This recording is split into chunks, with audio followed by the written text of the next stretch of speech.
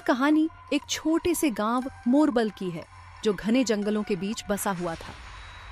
इस गांव का नाम किसी जमाने में अपनी शांति और सुंदरता के लिए जाना जाता था, लेकिन अब यह गांव वीरान और डरावना हो चुका था।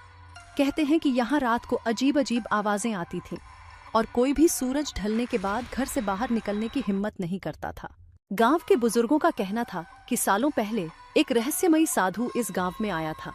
उसने गांव वालों को चेतावनी दी थी कि जंगल के बीच बनी उस पुरानी हवेली में कभी कदम न रखें।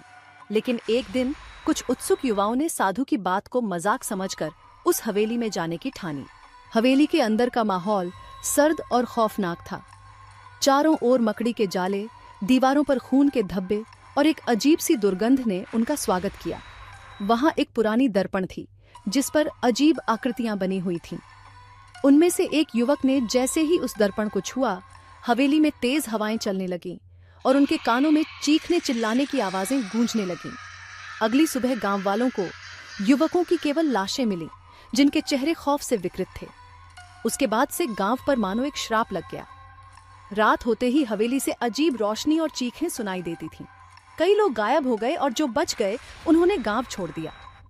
आज भी अगर कोई मोरबल के पास जाता है तो हवेली के पास से गुजरने पर उन्हें किसी के चलने की आवाजें सुनाई देती हैं, और अगर कोई दर्पण के सामने खड़ा हो जाए तो अपनी परछाई के साथ एक खून से सने चेहरे को देखता है जो मदद के लिए चीख रहा होता है।